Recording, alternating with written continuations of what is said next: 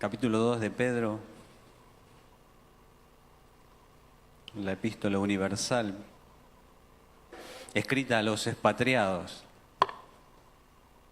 al mundo entero, al mundo de entonces. Tal vez enseñándonos que el mundo espiritual no tiene fronteras y también destacando que el corazón del hombre es igual en todos lados. Capítulo 2 dice: desechando pues toda malicia, engaño, hipocresías, envidias y todas las detracciones, desead como niños recién nacidos la leche espiritual no adulterada, para que por ella crezcáis para salvación, si es que habéis gustado la benignidad del Señor.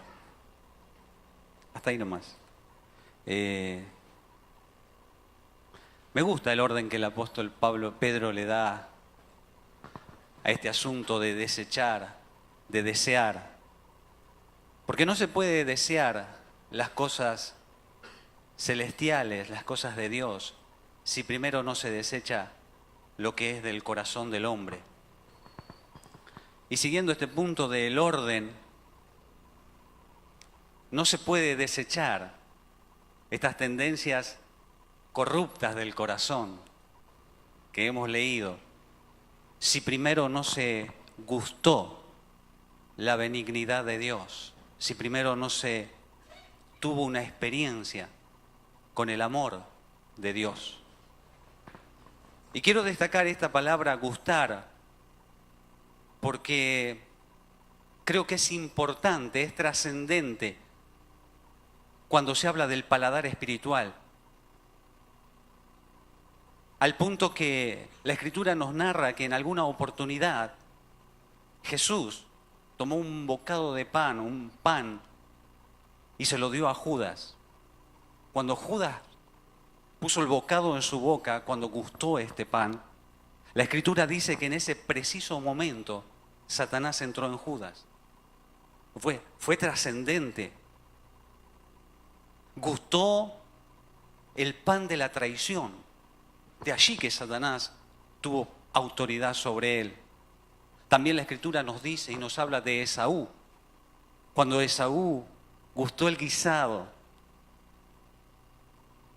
su paladar le quitó a Esaú el derecho que él tenía sobre la primogenitura. Gustó el pan de la indiferencia, si se quiere. Y en este caso, yo digo que es trascendente, o para bien o para mal. Pero el apóstol Pedro dice: si habéis gustado la benignidad de Dios. O sea, si tu paladar gustó a Cristo, porque después de todo Cristo es el amor de Dios, es la revelación del amor de Dios. Y si habéis gustado de la benignidad de Dios, no hay duda de que tuviste una experiencia con Cristo. Y dije que no se puede desechar las tendencias corruptas del corazón a menos que se haya tenido una experiencia con Jesús. Porque Jesús, o tener una experiencia con el amor de Dios, cambia la naturaleza del hombre. La cambia. Pero el tema es que muchas veces uno intenta, procura sacar estas cosas como la malicia, el engaño, la hipocresía, sin haber tenido una experiencia con el amor de Dios. Y no se puede, créame, no se puede. A pesar de que no se puede, se intenta. Y entonces a eso yo le llamo reformatorio espiritual o reformatorio evangélico. Porque el reformatorio es una idea del hombre, con estrategias de hombre, para modificar la conducta del hombre. Y entonces, la mejor ilustración que le puedo dar respecto a esto es cuando La otra vuelta vi un video de domadores de leones, 2, en una jaula. Y entraron como 6, 7 leones y los domadores con su varita le ordenaban al león que se suba a los banquitos. Y los bichos, 300 kilos, haciendo el espectáculo. Y yo digo, eso se logra adiestrándolo, disciplinándolo y a veces castigándolo. Y eso entiendo que es un reformatorio de la idea del hombre para mejorar la conducta del hombre. Ahora, en ese video yo vi cuando en un momento el domador se descuidó y el animal lo atacó. Luego todos atacaron a las 2 personas, provocándole heridas mortales. ¿Por qué? Porque el león, mientras tengas la varita en la mano, tu escudo, te va a hacer caso. Te va a gruñir, te va a saludar, levantar la patita, guiñar el ojo. ¿Sí? Pero la instrucción, la educación, la formación que se le da no le cambia la naturaleza.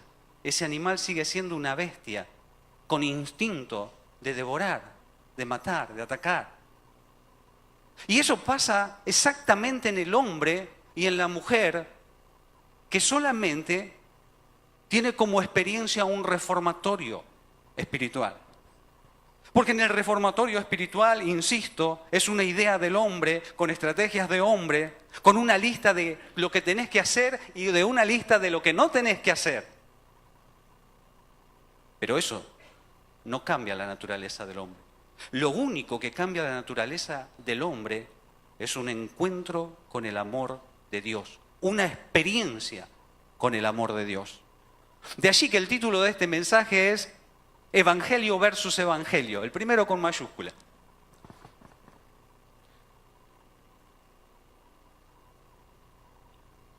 Ahora,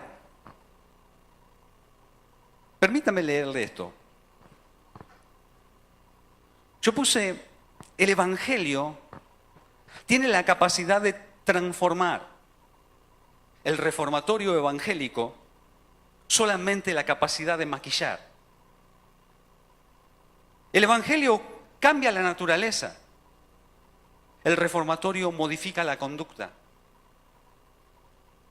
El Evangelio cambia la naturaleza, pero no modifica la conducta. De ahí que una persona que se convierte a Cristo, que tiene una experiencia con Cristo, esa persona comienza a amar a Dios, se comienza a despertar en él los intereses por el Dios de las Escrituras, por Cristo, por la palabra, pero en su vida rutinaria, él tiene vicios, él tiene malas costumbres, él trata mal a su esposa. ¿Por qué? Si Dios hizo el milagro de cambiar la naturaleza, ¿por qué no se modificaron las conductas? Sencillo. Porque el Evangelio no solamente cambia la naturaleza, también te provee un poder sobrenatural. Y además de proveerte un poder sobrenatural, te provee del consejo, de la instrucción, y ahora entonces te capacita para que vos trabajes sobre este asunto. Y esto es lo que dice el apóstol Pablo cuando dice, señores, yo soy el menor de los apóstoles, el más pequeño. Dios se me presentó como un abortivo. Sin embargo, yo he trabajado más que todos los apóstoles. Y a los hechos me refiero, llené toda Asia del Evangelio. El mundo contemporáneo de Pablo fue lleno del Evangelio por la boca de Pablo. Y dice Pablo, lo hice yo. Pero él vuelve e insiste, dice, no yo. Entonces, ¿en qué quedamos, Pablo? ¿Lo hiciste vos o no lo hiciste vos? Claro que lo hice yo, diría Pablo. Pero lo hice por un poder sobrenatural que actuó en mí. Fue por ese poder que yo tuve la capacidad de llegar donde no puedo llegar, de hacer lo que no puedo hacer, por el poder del Espíritu Santo. Y eso es lo que sucede cuando tenemos un encuentro con el amor de Dios, una experiencia con el amor de Dios. Dios nos capacita con el Espíritu Santo y con la palabra, el consejo. El asunto es, ¿por qué? Hay creyentes que viven su vida lastimera cuando Dios o Jesús dijo: yo he venido para que tengan vida y para que la tengan en abundancia. Y yo entiendo por esto, por vida abundante, una vida elegante, una vida con dignidad, una vida con sonrisa. De hecho, la Escritura dice: sonríe, Dios te ama, no te olvides de eso. Sin embargo, no todos viven así. Viven su vida depresiva. Cristianos, en el templo, en la iglesia. ¿Por qué?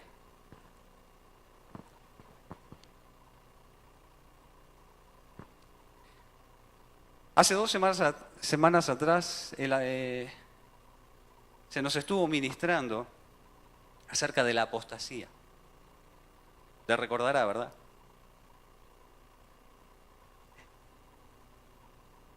Y destaco esto.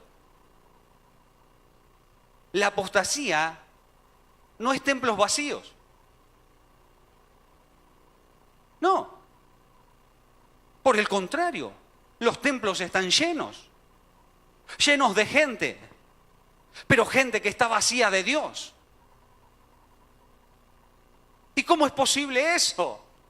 ¿Cómo se conjuga eso? Gente en el templo, gente vacía de Dios. Y entonces, evangelio versus evangelio. Tal vez no llegue a estas cosas que el apóstol Pedro dice, como malicia, engaño, hipocresía. Tal vez no llegue porque ese reloj tiene problemas conmigo. No soy yo el lento. Pero si usted me pudo entender a mí, porque el que no se expresa bien soy yo, de que necesitamos una experiencia con el amor de Dios, porque es a partir de ahí que el hombre tiene la capacidad dada de Dios de quitar del corazón tendencias que arruinan la vida espiritual. Me doy por satisfecho. Porque quiero hacer énfasis en esto, del evangelio versus evangelio. Mucha gente abrazó un evangelio que no es el evangelio de las Escrituras. No es el evangelio de la Biblia, no es el Cristo de la Biblia.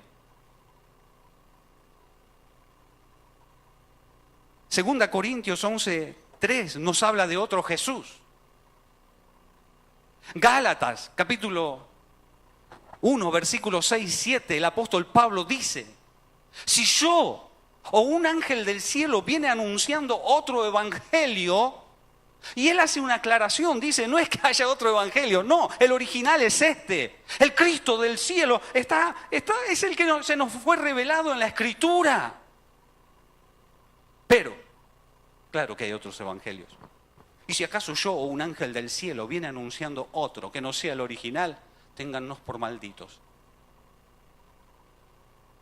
Ahora, ¿se puede aceptar otro evangelio que no sea el evangelio original? Y la Escritura nos narra de un hombre. Este hombre era conocido en la ciudad como un grande, como el hombre que manejaba el poder de Dios. En realidad no manejaba el poder de Dios, manejaba el arte del engaño. Y tenía toda una ciudad engañada de que él era un hombre de Dios. Y a esa ciudad llegó Felipe con el evangelio del reino de Dios. Y donde el evangelio llega, trastorna todo. Entonces mucha gente fue sacada del error y sucedieron milagros. Los enfermos se sanaban, milagros extraordinarios. La iglesia de Simón el Mago se vino a pique. Su membresía cayó. Y él dice: ¿qué pasó? Y fue a ver cuál era el problema. Fue a la iglesia de Felipe. Y entonces vio lo que nunca vio. Permítame. Él es mago. Maneja las ciencias ocultas. Él piensa como un brujo. Entonces él dice: La magia de este tipo es superior a la mía. Me desactualicé. Necesito actualizarme. ¿Qué hay que hacer? Quiero tener a este hombre como maestro. Y alguien le dice, es una cuestión de creer. Levanta la mano, pasa al frente, que te oren y listo, ya está. Y Simón hace eso. Y a partir de ahí, Simón el Mago es un afiliado de la iglesia de Felipe. Y como él era grande, él no podía sentarse en el fondo. Él tenía que estar al lado del pastor. Y sacaba selfie con el pastor. Porque era grande. Y entonces, él vio algo que nunca había visto. Pedro y Juan llegaron a aquel lugar y comenzaron a poner las manos sobre los que habían creído en el Evangelio. Cosa rara, no pusieron las manos sobre él. Y la gente comenzó a recibir el Espíritu Santo.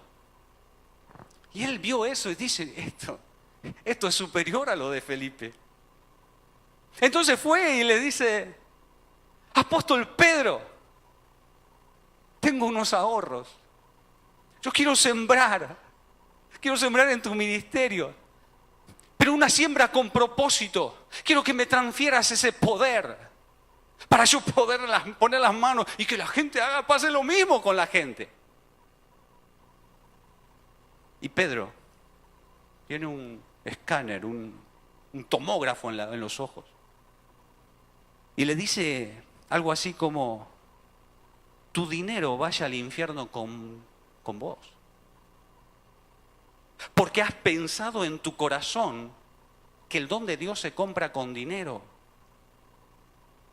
En hiel de amargura veo que estás y habitas en prisiones de maldad. Oiga, ese hombre creyó. Ese hombre iba a la iglesia. Ese hombre estaba en la iglesia. Ese hombre había abrazado un Cristo que no era el Cristo de la Biblia. Había creído en un evangelio que él mismo se armó, se formó de acuerdo a su necesidad. Por eso entiendo que en la actualidad muchos abrazaron un evangelio que no es el evangelio original. Es el evangelio de la religión. Es el Jesús de la religión. Claro, nosotros vemos a la gente de la iglesia tradicional caminando y llegando a la basílica con los pies ampollados, diciéndole a Dios, cumplí la promesa. Mirá, me acordé de vos. Te prendí velas. Lo hice por vos. Y claro, nosotros decimos, cuánta ignorancia, pobre gente. Porque después esa gente sale de ahí y andan golpeando a sus esposas, traicionando a sus maridos, estafando, robando, mintiendo, siendo amorales y todo lo que usted sabe. Pero ellos dicen, me acordé de vos. Ahora digo, qué parecido, porque mucha gente practica lo mismo, claro, no hacen sus caminatas. Pero ahí están. Señor, estuve 3 horas el domingo. Encima predicó José, así que ese tipo siempre agarra más tiempo del que debido. 3 horas, señor, ¿eh? Claro que me quedaron 165 para mí. Así que dentro de 7 días vengo. Peor sería nada, señor. 3, peor es nada. Y claro, yo no digo que después la gente vaya y golpee a su esposa, no. Pero vive la vida loca, a lo Ricky Martin. El que abrazó al Jesús de la religión, el evangelio de la religión, mide su espiritualidad comparándose con otro. El evangelio de la religión diría algo así como, con que te veas mejor que los demás es suficiente. Y oiga, le digo a esos que están en el video, no acá, ¿no? Porque acá no hay. Pero si ustedes se comparan conmigo, ustedes son Gardel y Maradona. Están arriba. Ahora, qué distinto que es el Evangelio de Jesús. Porque Jesús, el Cristo de la Biblia, el Evangelio original, Jesús dice, sed santos, como yo soy santo. Ese es el estándar, ese es el modelo. Jesús dijo, sed pues vosotros perfectos, como vuestro Padre que está en los cielos es perfecto. Qué distinto. Qué diferente que es. El que abrazó el Evangelio de la religión tiene el dedo ungido para avergonzar a los demás, para acusar, para condenar. Y esto lo vemos cuando los pastores de Israel llevan a una mujer que la encontraron en el acto mismo, con las manos en la masa. Y la llevan y la ponen ante Jesús y le dicen, Señor, ¿sabes qué? Encontramos esta mujer en el acto del adulterio. ¿Sabes lo que dice Moisés de este acto, de este pecado? ¿Sabes lo que dice? Oiga, le estaban hablando a Jesús. Jesús es el Verbo encarnado, es la palabra viva. Pero así son los hombres que abrazaron la religión, movidos por la soberbia, por la arrogancia. Le dicen, no sé si sabes lo que Moisés dice, pero Moisés dice que a tales hay que apedrearlos, hay que matarlos.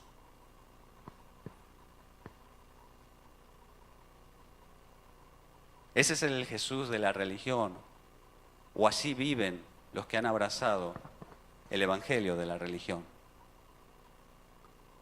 Tienen el dedo ungido para acusar y para avergonzar. Ahora, qué distinto que es el Evangelio de Jesús, el Evangelio original. Porque después que pasó todo eso, Jesús le dice a la mujer, vete a tu casa y no peques más. Ese es el Evangelio original. Ese es el Evangelio que a mí me conmueve. ¿Por qué? Porque el Evangelio de Jesús restaura, dignifica, borra el pasado y te capacita para vivir lejos del pecado.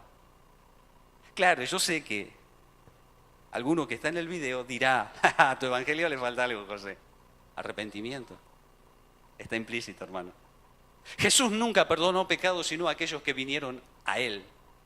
Esta mujer no estaba así. Estaba esperando la piedra. Su llanto era agónico, silencioso. Pero ahí está Jesús, restaurando. Ese es el Evangelio de Cristo. ¿Sabe qué?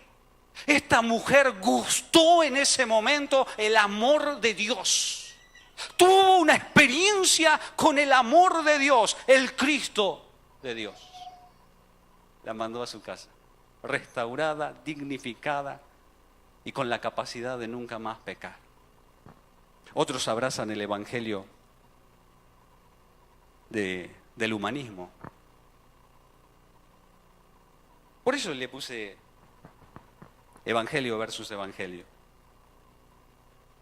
Claro, el humanista o el Evangelio humanista dirá algo así como, no todo es espiritual. No hay que insistir tanto con la Biblia, la oración, porque después de todo, el hombre no es solamente espiritual, y eso es verdad. Así que cuando el hombre está estresado, no es un problema espiritual. Hay que buscar terapias alternativas. Y ahí andan los cristianos.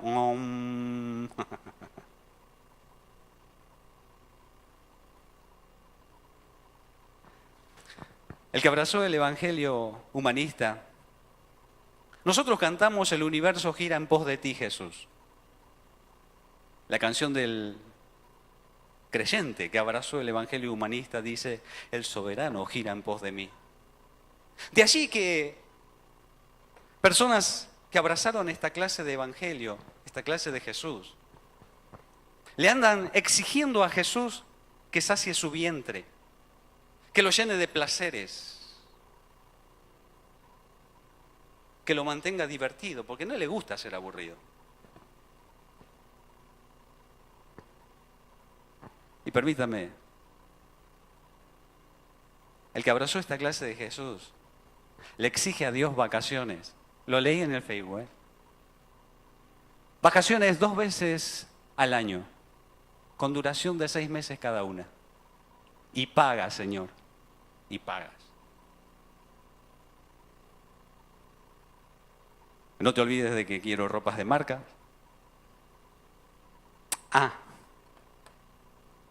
Y te traje mi ofrenda. 10 pesos. Pero quiero 10.000 pesos. Siembra con propósito. Y claro, yo quiero imaginarme a Dios diciendo, ¡epa! ¡Estás usurero! Señor, estamos en Argentina. La inflación. ¿Y si vos le vas a pedir un préstamo al banco? Por ahí anda. Pero el banco es impío. Yo soy tu hijo, Señor. Esto es risible, ¿verdad? Pero a ese lugar de ridículo llega quien abraza un evangelio que no es el evangelio original, que no es el evangelio de la Biblia. Porque el evangelio original, el Cristo que descendió del cielo dice, ¡hey! El que quiera venir en pos de mí, niéguese a sí mismo. Tome su cruz, sígame. Y esta frase me gusta porque tiene una estructura militar. El sígame, niéguese a sí mismo. Imagínese, en los tiempos de Jesús, los soldados de esos días. Cuando el soldado tenía que salir de campaña, de expediciones. Las expediciones no duraban meses, duraban años. Y esos soldados tenían familias, tenían afectos. Así que me imagino al soldado despidiéndose de sus hijos. Los hijos gritando, papá, no te vayas. A ese soldado dándole el beso a su esposa, tal vez siendo el último beso. Porque la expedición duraría años y tendría la suerte de volver. Y los amores desgarraban el corazón del hombre. Sin embargo, no lo ataban. Porque él sabía que tenía un llamado superior, una vocación superior. Yo digo, ¿en qué estaba pensando Jesús cuando dijo esto? Y permítame creer que Jesús estaba pensando en un soldado. Pero no un soldado cualquiera, sino en uno especial, en uno que se destacó en la Escritura. En un soldado de David, llamado Urías. Usted sabe, David se mandó una macana. Y la única forma de tapar su error, su grosero error, era haciendo venir a Urías, sacándolo del campo de combate. Y lo trae a su palacio. Y lo hace comer. Lo obliga a comer, porque si no, estoy seguro que él no hubiera comido. Lo obliga a beber, lo embriaga, lo emborracha. Y una vez endulzado le dice, Urías, te has ganado el derecho a pasar la noche con tu esposa. Pero como rey te digo, antes de ir con tu esposa, por lo menos bañate. Una cosa así. Al otro día, alguien le dice a David, David, Urías tiene el síndrome de la guerra, creo que está trastornado. Epa, ¿qué pasó? Pasó toda la noche en la puerta haciendo guardia. No, sí. David no puede creer lo que oye, así que lo llama a Urías y le dice, ¿dormiste con tu esposa? No, Señor. Soy un soldado que pertenece al ejército de Israel. El ejército de Israel se destaca por tener códigos de honor. Jamás me revolcaría en los placeres del amor mientras mis camaradas, mis hermanos están bajo la presión de la espada. ¡Wow! Tal vez Jesús estaba pensando en él. Uno que es capaz de negarse a los placeres de abajo porque entiende que su llamado es mucho más elevado, que su vocación es mucho más alta. Y todo aquel que se precie de soldado no le puede faltar la mochila.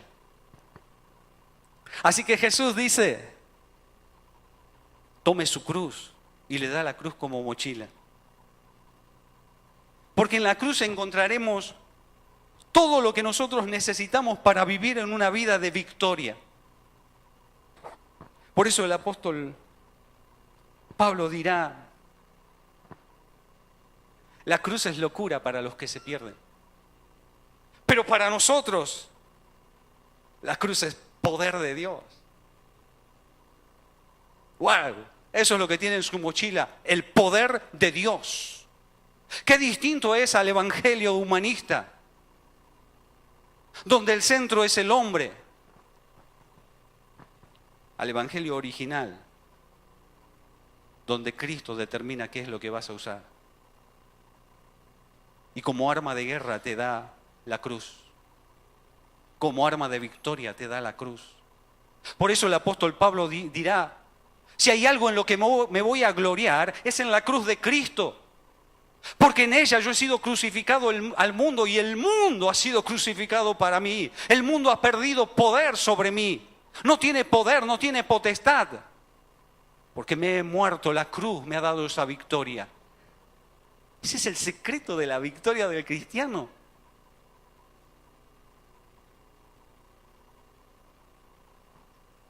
Pero la cruz cobra dimensión de gloria únicamente cuando hemos gustado el amor de Dios. Si no, no. Si no, será un adorno.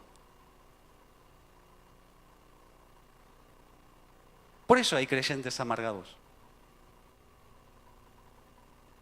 Porque han abrazado y creído en un Cristo que no es el Cristo de la Biblia, que no es el evangelio original, es el evangelio tal vez del reformatorio, de la religión, del humanismo. Simón abrazó esa clase de evangelio. Por eso él estaba en prisiones de oscuridad, de maldad, de amargura, en hiel de amargura. Pero a los que han tenido la experiencia con el amor de Dios, Dios les ha dado vida y vida en abundancia. No te olvides de sonreír por ello. Entonces, cuando la cruz cobra esa dimensión de gloria, entonces el apóstol Pablo dice, si ustedes gustaron del amor de Dios, desechar no va a ser una orden, va a ser una necesidad. Y me gusta porque él nos dice, a ver, alguno puede tener envidia, alguno puede tener malicia, alguno puede tener ser chismoso, alguno... No, él no dice eso, él no dice alguno, él da por sentado que este es un problema de todos. José, ¿tenés problemas de malicia? ¿A usted qué le importa? Pero respiro, tengo problemas de malicia. Tengo problemas. Pero como he gustado del amor de Dios, me he vuelto enemigo de los enemigos de Dios. Y estos son como parásitos que matan el hambre espiritual. Son como terroristas que crean caos en la vida del hombre. Entonces tenemos que ser violentos. Tenemos que tomar las cosas con la seriedad que tiene que tener. Y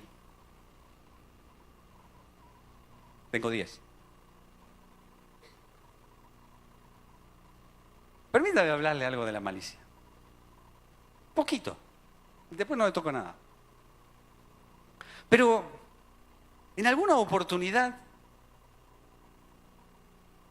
vinieron unos señores, porque la malicia está escondida detrás de palabras, detrás de gestos, detrás de miradas, detrás de preguntas.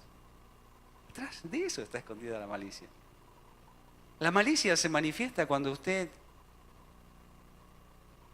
le habla a uno, pero el mensaje es para otro. cuando usted lee en entre líneas. La malicia tiene un montón de manifestaciones. Pero para recordarle nada más. Vinieron a Jesús y le preguntan, Señor, o le dicen algo así como, Señor, este gobierno es inmoral. El peor de todos los gobiernos de la tierra que hemos tenido. Corrupto, inmoral, amoral. Mirá qué tan malo será que mató a Juan el Bautista. Nosotros estamos colaborando con esta clase de gobierno. ¿Vos qué decís? ¿Le tenemos que pagar al César? ¿Sí o no? Y me gusta esto. Jesús, conociendo la malicia de ellos,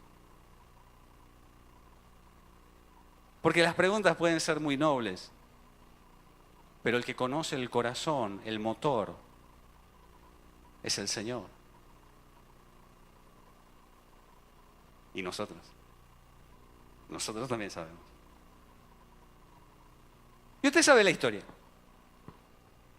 Pero con estas cosas tenemos que ser violentos. Tenemos que sacarlas, tenemos que desarraigarlas, tenemos que echarlas fuera. ¿Por qué? Porque atentan contra el apetito, el hambre por las cosas de Dios. Y uno que ha tenido una experiencia con el amor de Dios, no hay cosa mayor, no hay vocación superior que el amar a Dios. Que el estar en cercanía con el corazón de Dios. Cuando uno desecha estas tendencias corruptas del corazón, el deseo por la gloria, por la presencia, por el rostro de Dios, por la palabra, aumenta, crece. No hay que motivarlos para que crezca, crece. Y me gusta lo que dice el apóstol. Desead como niño recién nacido la leche espiritual. Yo sospecho que Pedro está viendo al bebé. Porque habla de un bebé. Y usted sabe qué pasa cuando el bebé tiene hambre. ¿Qué hace? Llora. Y Lito lo puede mirar de acá allí. Y le importa un comino. ¿O no? Le importa un comino al bebé. ¿Por qué? Porque tiene hambre. Es impaciente en su necesidad. Lo hace saber, lo hace conocer. Está involucrada toda su humanidad en su deseo. Es inoportuno. Va a llorar acá a las 2 de la mañana. Y a Jesús le encanta que seamos inoportunos. Dice, sí, les enseño algo. Como la viuda y el juez injusto. Sean inoportunos. La única forma que Dios se entera de nuestro anhelo, de nuestro hambre, de nuestro deseo, de su gloria y de su presencia, es cuando lloramos, cuando decimos, ¿hasta cuándo, Señor? ¡Más!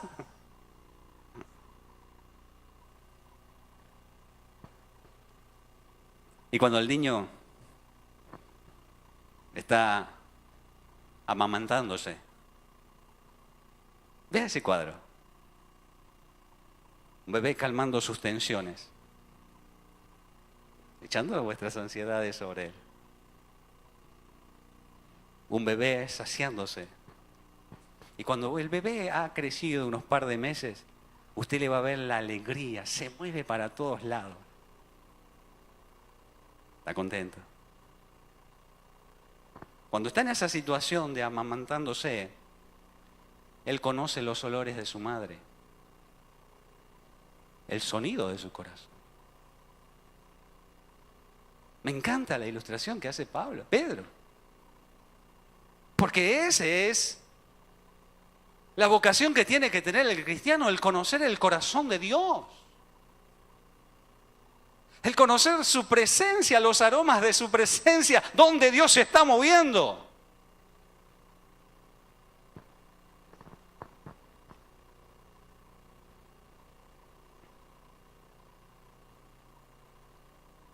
¿Y para qué? Alimentarse. Y el apóstol Pedro dice, para que crezcáis.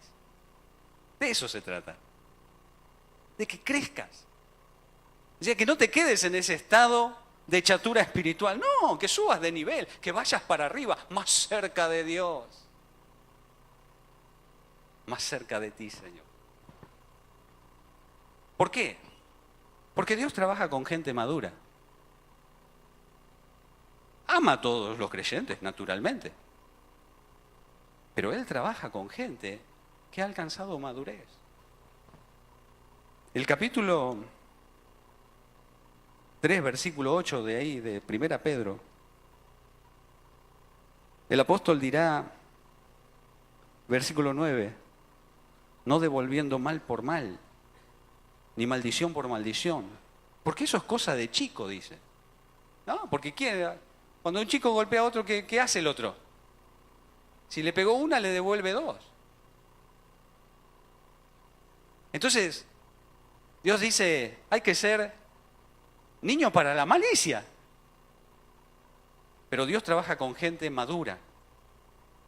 El niño agrava el conflicto.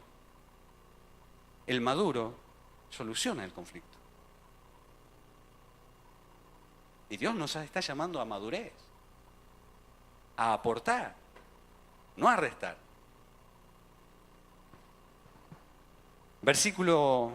Capítulo 4, versículo 12. ¿Madurez para qué? Para que no te sorprenda el fuego de prueba. O sea, la prueba no es para que te deprimas. No es para que andes arañando las paredes. No es para que digas como los chicos del colegio, no sabes, mamá, es una prueba. ¿Sí? 2 preguntas. Pero tiene una tragedia. Pero la prueba, el cristiano maduro sabe que la prueba le sirve para algo. Capítulo 1, versículos 6 y 7 dice que el fuego prueba el oro. Y el conflicto prueba la calidad de tu fe. O sea, nunca tu fe va a crecer si no se le pone fuego. Tu fe es probada por el conflicto. El conflicto, la prueba, hará que tu fe alcance niveles extraordinarios. No es para que andes llorando, es para que andes celebrando. Claro que no se celebra en el conflicto, pero cuando vemos esto, cuando hemos tenido una experiencia con el amor de Dios, entendemos que la prueba está dándole calidad a tu fe. Capítulo 4, versículo 1 y 2. ¿Para qué la madurez? Para que el cristiano, el creyente, el hombre de Dios, ponga en su mente un centinela y se arme con un pensamiento que lo mantendrá en un espíritu de victoria. Para eso, madurez. Para que esto tenga la custodia del cielo. ¿Para qué madurez? Capítulo 5. Para que seas pastor de tu rebaño. Pastor de tu casa. Así que cuando salgas del templo, no diga me voy con mi familia, diga me voy con mi rebaño. Ese es tu rebaño. Y un pastor le da dirección sabia a su rebaño. Le da el consejo apropiado. Para eso madurez. Porque los hijos no son una responsabilidad de los líderes, sino del pastor, de su casa, nuestra. ¿Para qué madurez? Y termino con esto. Versículos 10 del capítulo 5. Mas el Dios de toda gracia, que nos llamó a su gloria eterna en Jesucristo, después que hayáis padecido un poco de tiempo, Él mismo os perfeccione, afirme, fortalezca y establezca en un evangelio original, con el Verbo encarnado como el auténtico, el único, el Salvador, el Señor. Cierra tus ojos.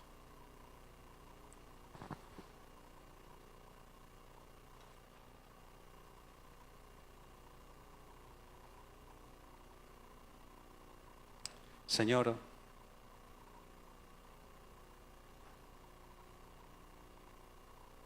gracias por habernos salido al encuentro.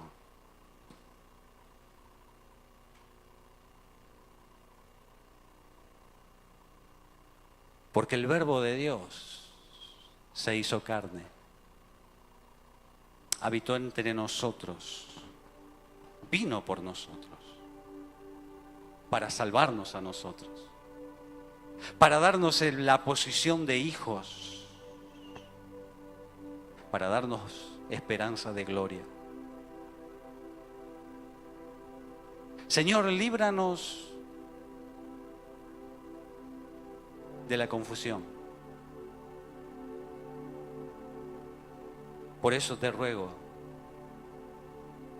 que siempre nos hagas gustar tu benignidad, tu amor. Porque una experiencia contigo, Señor, es lo que hará la diferencia. Yo te ruego la experiencia del profeta Isaías para cada uno de nosotros, donde nuestra única reacción sea la de inclinarnos y la de ofrecernos voluntariamente, habiendo perdido el interés por todas las cosas de abajo, Señor.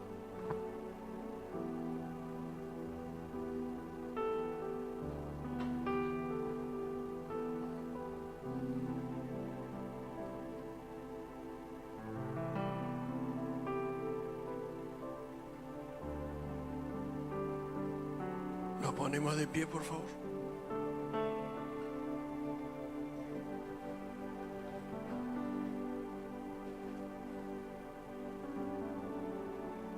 Tus ojos revelan que yo nada puedo esconder,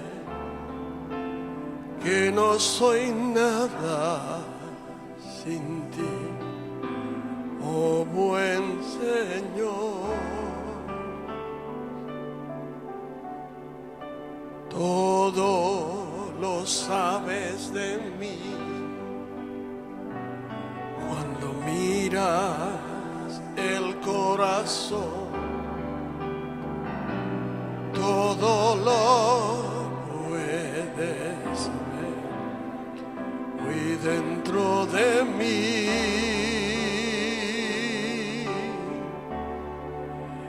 Lleva mi vida a una sola verdad, que cuando me mira nada puedo ocultar.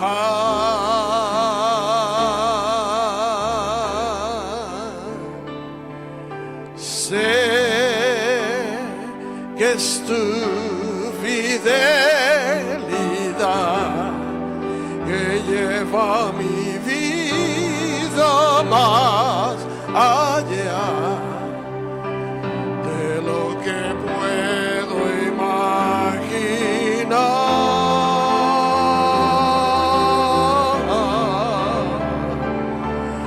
Sé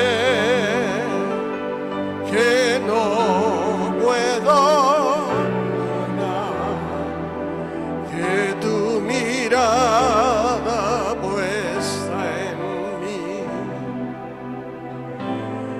me llena. Sé que es tu fidelidad. Cántalo antes de irte con todo el corazón. Díselo. Sé que es tu fidelidad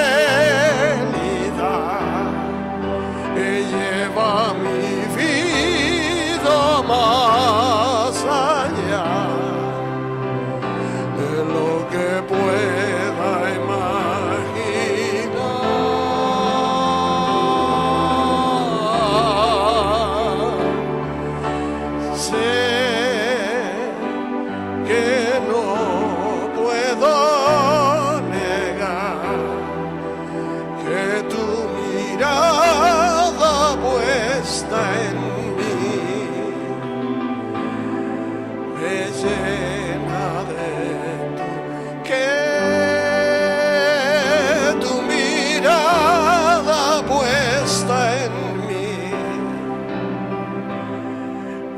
llena de que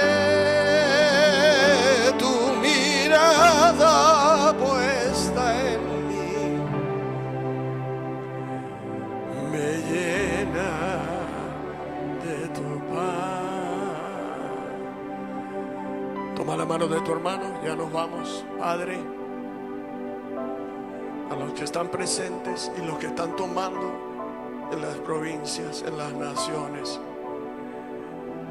que tu poder vivificador por el Espíritu Santo llegue, transformador, revelándonos el Evangelio del Reino.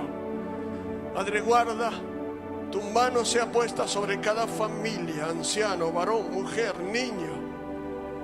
Señor, las familias reciban el peso de tu gloria y de tu mano. Y gracias por tu palabra que no envejece, por siempre durará. Concédenos en este tiempo caminar tomados de tu mano. Guárdalos, bendícelos, rodéalos, enséñanos, revélanos tus caminos. Te lo pedimos en el nombre de Cristo Jesús. Amén. Que la paz del Señor esté con todos ustedes y ustedes allí también. Buenas noches. Muchas gracias. Salúdense con la paz del Señor.